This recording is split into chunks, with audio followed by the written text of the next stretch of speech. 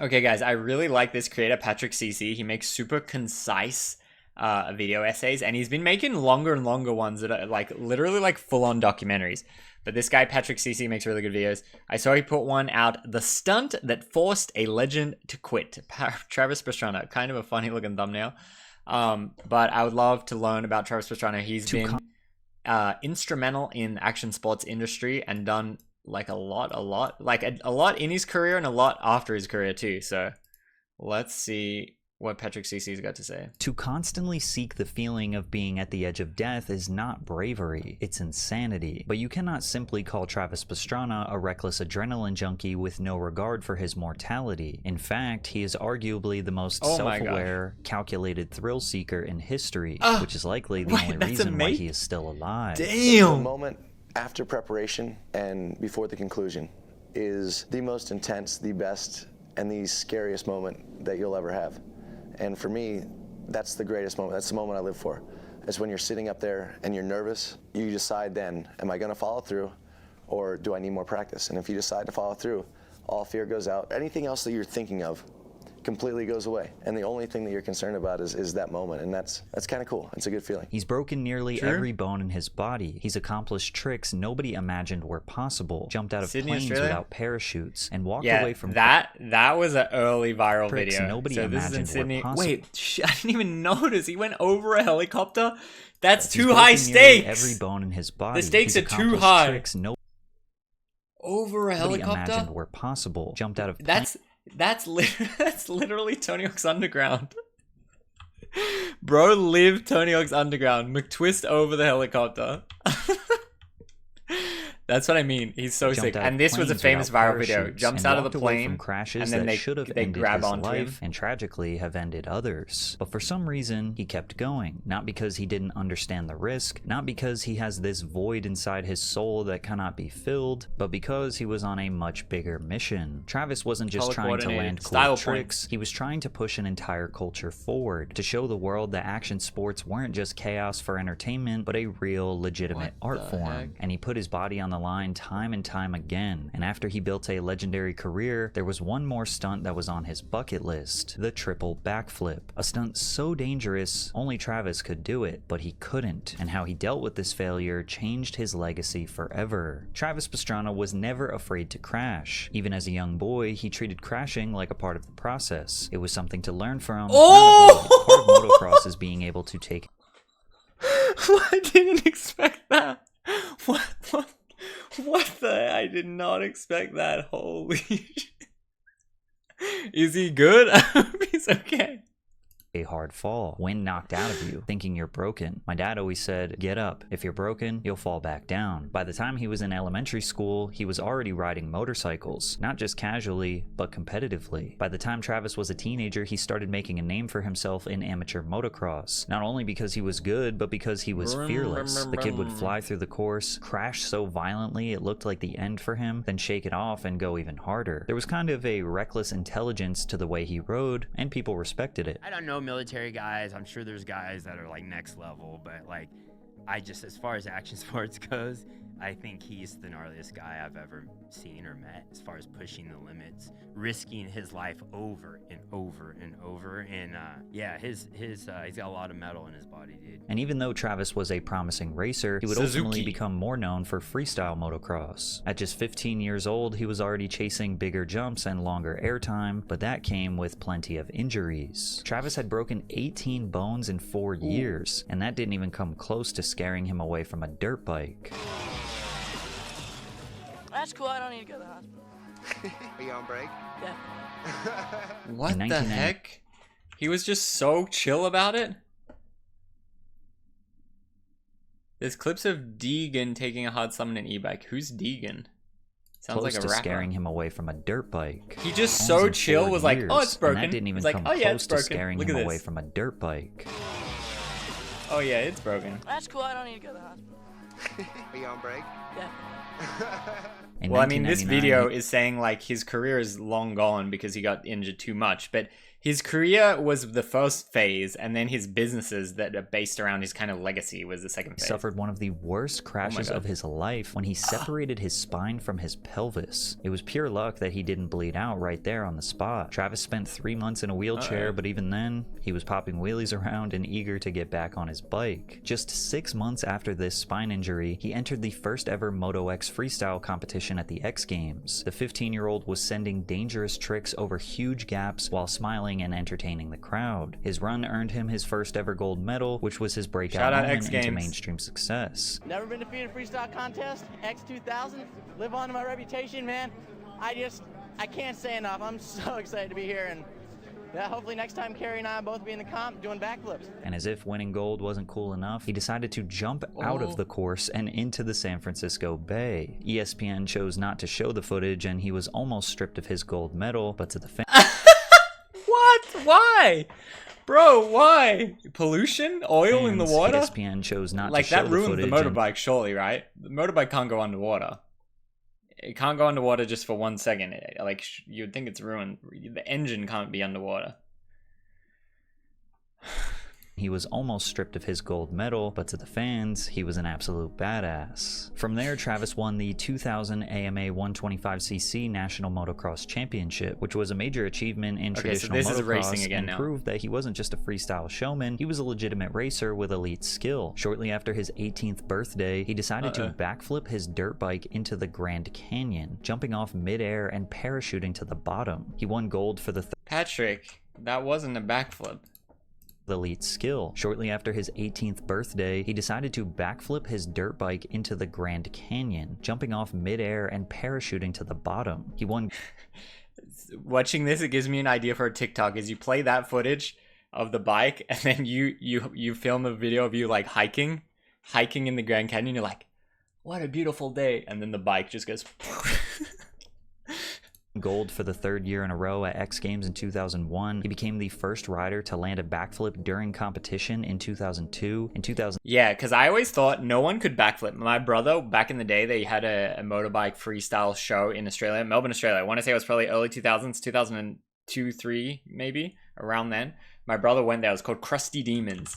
And he went, and the guy was trying to do a backflip in the comp. And I think they played, in the demo. And they played a video saying, oh, he's been trying to backflip for years and no one can ever do it. And he like didn't do it that day.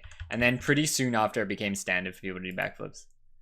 In 2003, he claimed his 4th gold X Games medal and becomes the 2nd rider ever to complete a 360 in competition, and then took a gnarly it's funny how crash while 360 is trying so a hard. 50-foot Oh 360. my Travis suffered gosh. a concussion from this wipeout, but he still competed the next day and won a silver medal. Travis's bones were slowly getting replaced with metal. He broke his wrist 7 times, had 14 knee surgeries, 4 tibia fractures, separated his shoulder 3 times, and had over 25 concussions. And every time he was healing from 25 is too many.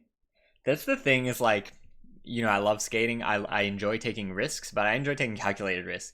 Anything where you're going to concuss yourself 25 times, bro, that's too high stakes. But like, it takes a certain person like this to just be like, you know what, I will do this. I will take the risk. 25 is way too many though. From an injury, he would take a few Advil and plot on his next return. Definitely lucky, and definitely live a very blessed life in that way. But in my opinion, I didn't feel like it was lucky. If I was lucky, I would have made the jump like I had intended to and would have kept going. But when I woke up from that, the first thing I thought was, well, can you get this back together so I can try that jump again before they take it down? And it was just, it's part of the sports. And if it's worth it to you, there's no better life. If it wasn't obvious by now, injuries were not going to slow down Travis Pastrana, and after he won his 5th gold medal in 2005, he felt like he needed to push the limits of the sport once again. And at this point, every discipline of motocross was at its peak in popularity. X Games as a whole was in its peak in terms of TV ratings, cultural relevance, and star power. Matt Hoffman's no-handed 900 brought BMX into the conversation, and him, Dave Mira, Scotty Kramer, and Ryan Nyquist stamped BMX as a staple of the action sports culture. Ryan Sheckler became the youngest gold medalist in X Games history, as he rivaled. I think that doesn't hold anymore. For sure not. He looks like he's Ryan 13. Sheckler became. I guess gold though. Has anyone won gold under 13. The youngest gold Maybe medalist not. in X Games history, as he rivaled with legends like Paul Rodriguez and Chris Cole. On the vert side, you had Bucky Lasik and Bob Burnquist carrying the torch from Tony Hawk's legacy. Danny Way became the poster child for Big Air, and the introduction of the mega ramp proved skateboarders could reach unimaginable heights. Even on the winter side, you had Shaun White breaking records and inspiring a whole new generation of snowboarders. Corporate brands like Mountain Dew, Red Bull, DC Shoes, and Monster Energy poured millions into X Games athletes and events. Athletes were landing video game deals, commercials, and TV shows. If there was ever a time to do something big in action sports, this was the time. Damn. The good old glory days, huh? I guess, yeah, Travis Pastrana did have a lot to do with that, because there really was this like early 2000s action sports boom, you know? Everything's great. Then now it's like, ooh, now we're in the electronic era. We're in the electronic iPad era, and it's not so booming. DC logo used to be everywhere. DC used to be one of the biggest companies. I was talking to this guy. I can't remember what his job was. I think he said he was an accountant for DC, and he was telling me some of the money figures and stuff, and it was crazy. RIP. I mean, it's not RIP, but it's just like, it'll never be back to that era. Travis knew this was his moment, and he decided it was time to attempt the first ever double backflip on a dirt bike. Rumors had been circulating for years that Travis wanted to try this trick, but it was obviously very dangerous. Additionally, Travis just got into rallying and was already the #1 contender for the 2006 X Games rally against Colin McRae. Moto X's best trick was scheduled first, and Travis's rally team begged him not to send the trick because it was extremely likely that he would get hurt and not be able to race. But hey guys, I'm gonna try to double backflip. No, please, we gotta race tomorrow. We gotta race in the morning. Please don't try double backflip. That's such a funny dynamic. Oh my god.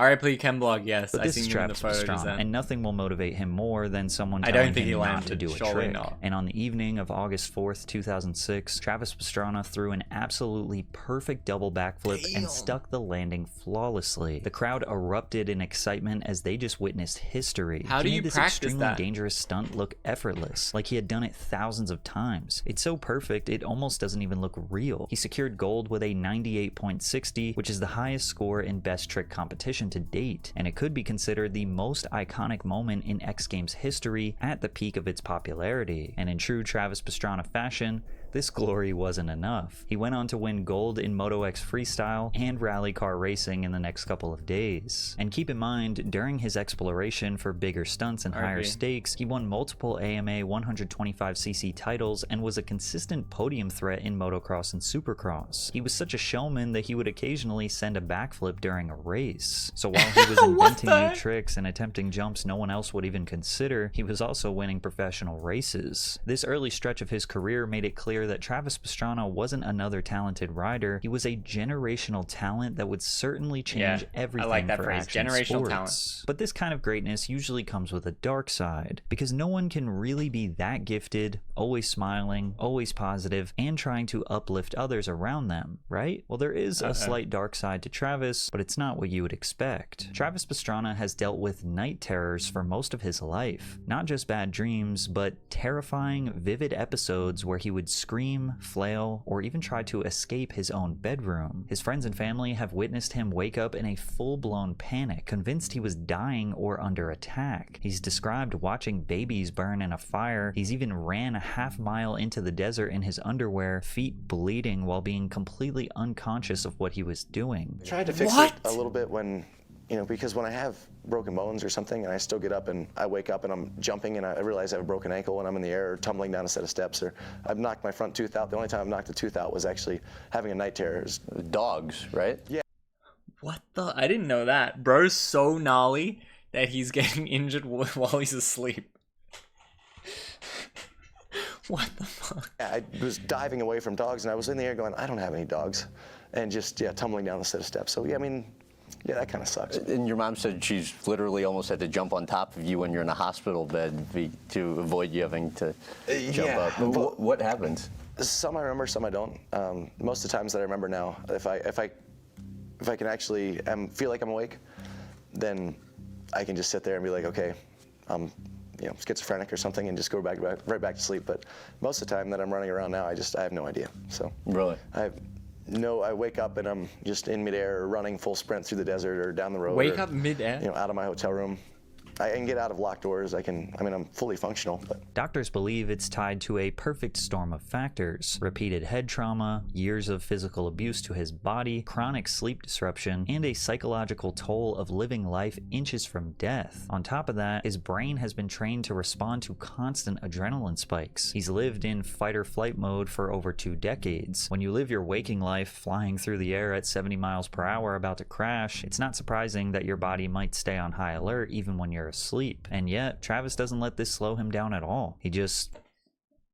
Damn, man, that's scary. See, like, I feel like if that was happening to me, I'd be like, all right, no more head injuries. 25 is enough. But I guess that's what he did to say. Like, he did stop doing super gnarly stuff. Man, that's terrifying. I feel like messing up your brain is probably the most scary thing. I always kind of say to my friends and families, like, if there was some situation where I thought I was right, but I was wrong, and everyone around me is saying, no, you're wrong, it's this. No, Ricky, you don't understand, it's this, it's this. It'll be so hard to convince me that I am wrong, if that makes sense.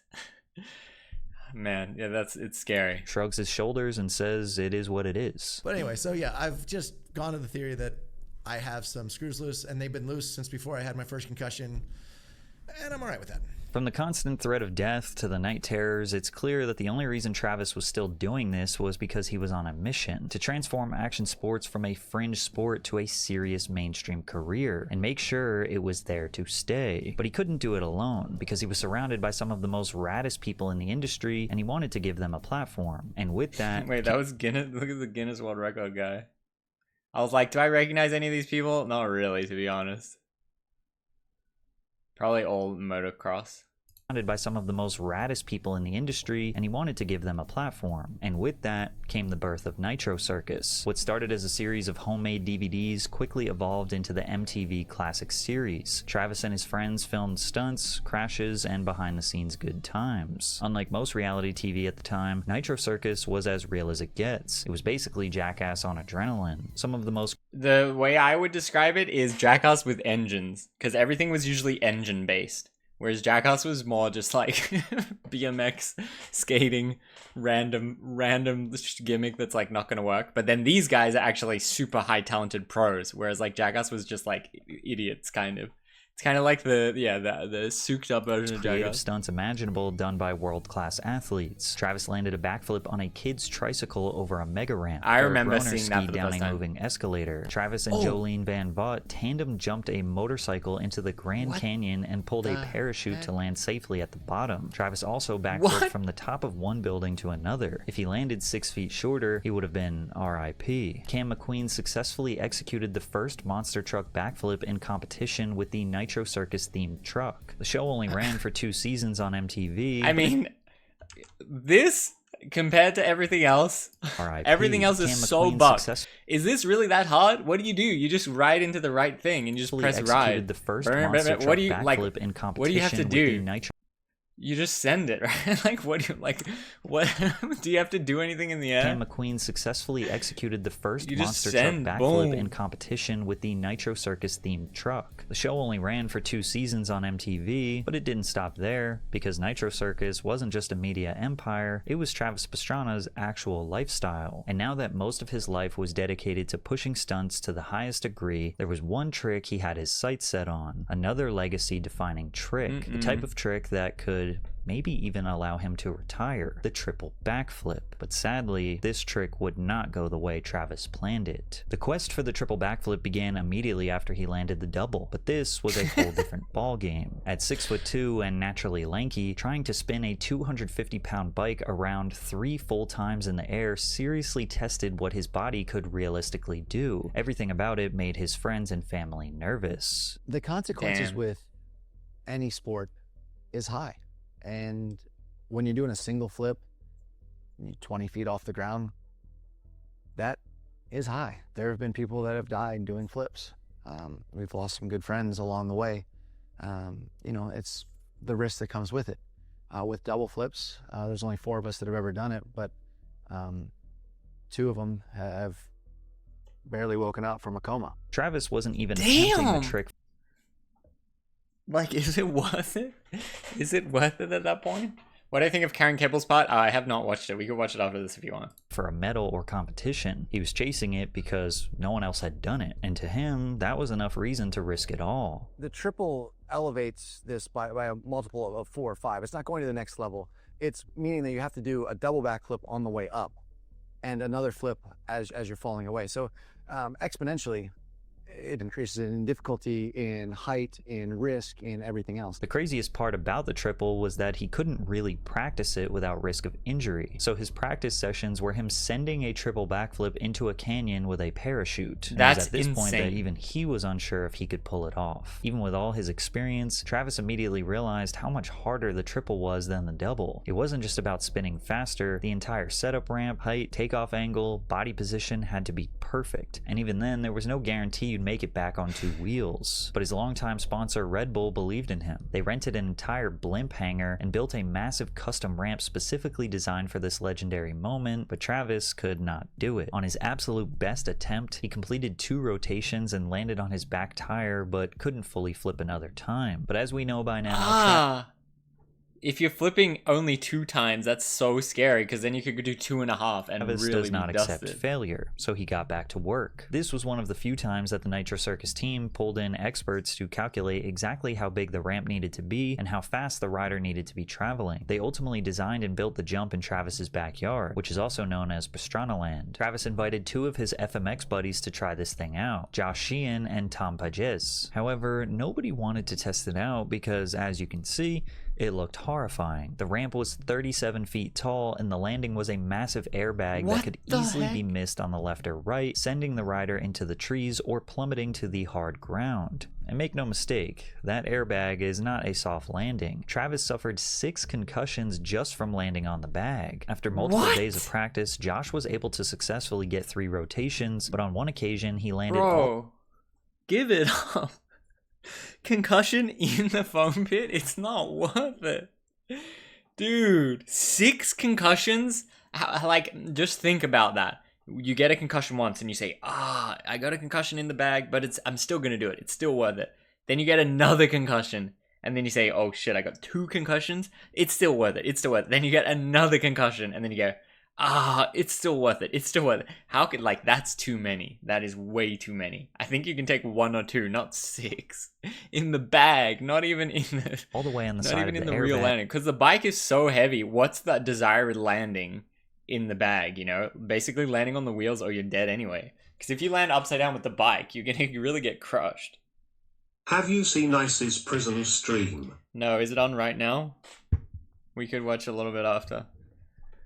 Quite literally being inches from a disastrous outcome. And despite Travis giving this his all, he physically could not get 3 rotations. He always had to jump off after 2. Yeah, it is. And at this point, Travis had already racked up countless injuries throughout his career and was basically made of 30% metal. Travis also knew his life wasn't the only one in jeopardy if he made a deadly mistake. He had a wife and 2 daughters to take care of, and he couldn't bear to think about how his children would grow up without a father just because he felt the need to keep pushing things further. I He agree. didn't think the trick was impossible, but he knew he was not going to be the one to accomplish it. And for most people with as much passion and determination as Travis Pastrana, they would be defeated and heartbroken, and it would eat away at them until they make a careless and reckless mistake and try the trick anyway. They would fall victim to their own selfish desires. But not Travis. Instead of letting his ego take control, he decided to do the most selfless act and put all of his resources into helping Josh Sheehan pull off the trick. Travis passing the torch over to Josh was the first time he accepted defeat. The first time he truly said, I can't. But this is not where the story ends. Travis had worked with Sheehan for years and knew exactly what he was capable of. He was younger, stronger, and had a lower center of gravity. I think someone did do the triple backflip, but I don't think it was this guy.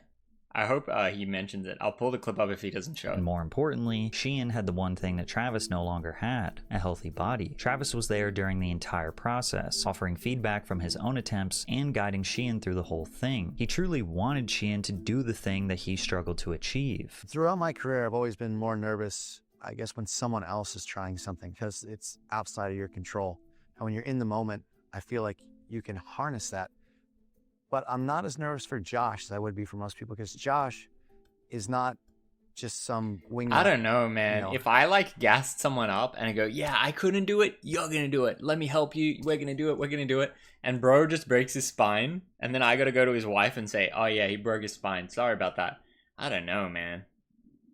I feel like I wouldn't want to be involved in this. It's too real. It's too high consequence. I don't really like stuff where you can actually die. Some skaters will ollie the grind the rail that's a drop on the other side where they die. Yeah, it's kind of fun. It's cool, whatever. I don't know if it's worth it though. Like, am I willing to die for skating? Like, no, I'm not. I'm definitely not. Action sports guy that comes in on a wing and a prayer. You know, Josh is someone that works hard.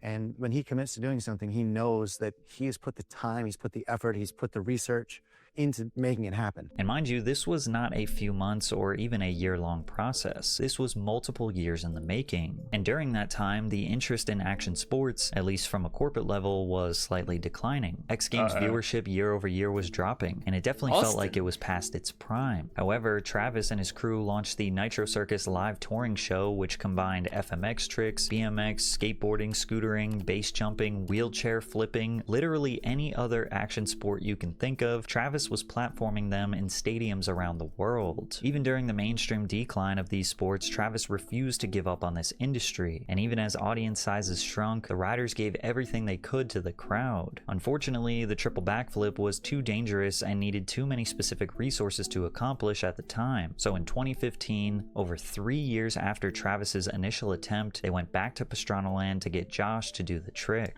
They set up an extremely steep airbag landing so Josh could practice getting 3 rotations and actually landing back on 2 wheels. And after multiple attempts, he was landing them consistently. But we all know it doesn't 100% Wait, was that count even 3? unless he lands it. Did Patrick's video start at flip number 2? Come on, Patrick, you can't do that. Getting 3 rotations and actually landing back on 2 wheels. And after multiple attempts, he was landing them consistently. You missed the whole we all first know one. It doesn't 100% count unless he lands it on a real dirt ramp. Josh's close friends and family took a 30-hour flight from Australia to the USA to watch history. They removed the safety 30 bag, hours. covered the scaffolding landing with wood and dirt, and on April 28th, 2015, it was time to put it all out there and prove such a terrifying trick was actually possible. His friends and members of the crew stood in support of what he was trying to accomplish, but they were struggling with the reality that they might witness another tragedy. He cannot make a mistake. He cannot jump off the bike. He had to land it first try. While Josh was rightfully nervous, he was locked in. This was years in the making, so he had the muscle memory down. He spent hours warming up and visualizing a safe landing and prepared to attempt what Travis could not physically accomplish. If he pulled this off, he would be able to share a legacy with one of the greatest motocross riders of all time, and even the likes of Evel Knievel.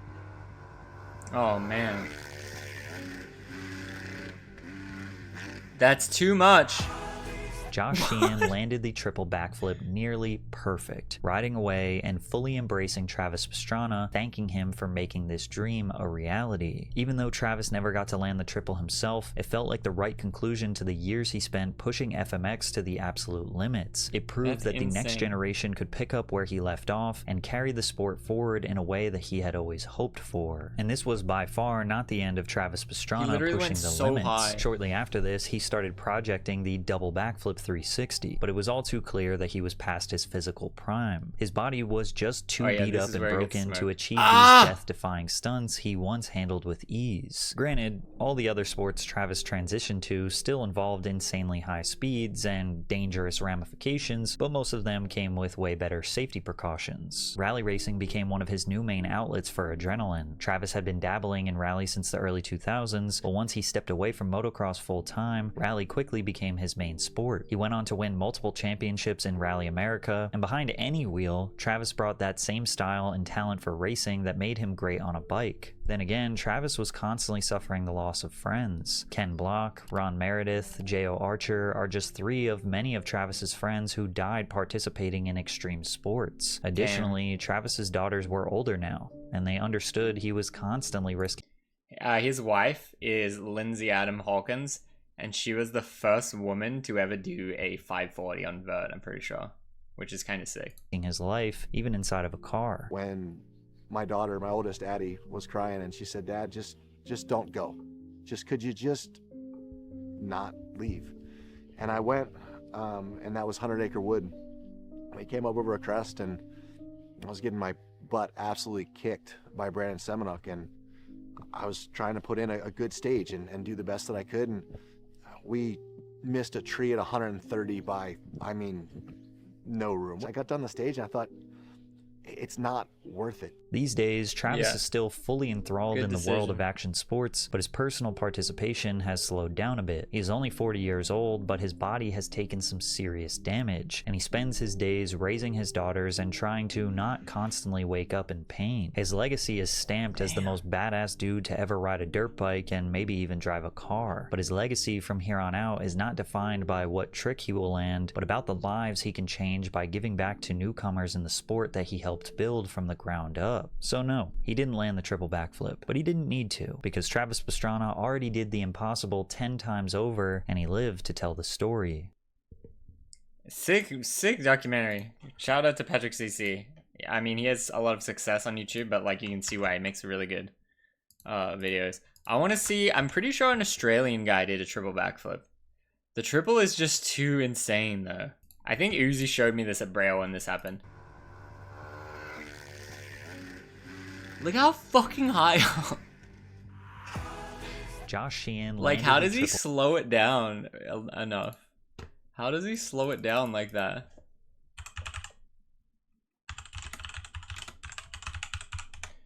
I thought the guy's name was Harry. Yeah, no way. Oh yeah, in competition. Is this the same guy? Yeah, this is 2022. Yeah, I thought this was recent. You know, they looked super calm when they walked up to this thing earlier, and they were talking it over with Josh when the ramp crew were moving this thing over to give it a little more rough. Like we were talking about getting the scrim on and everything, getting the weights down. Here we go. Right. J.O. Come on, everyone on your feet. Let's go, J.O. Come on. It's too scary. Here we go. He's got good. It looks good. It looks good. Damn, he did it way different. That was so different.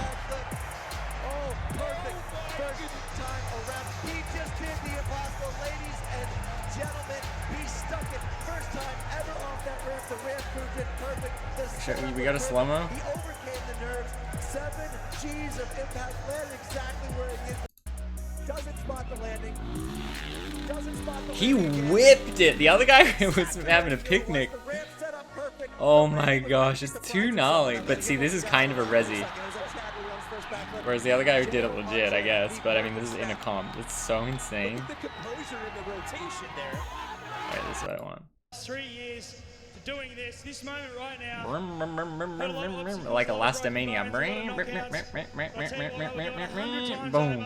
To relive that again. Thank you, Brisbane. Woo! It's crazy it's in Brisbane. Of all places. Not the best filming. Damn! Damn! That's so funny. What if he bails? The proposal's off, right? That's hilarious.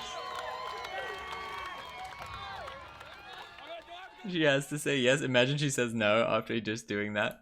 I think if he doesn't land it, does he not propose?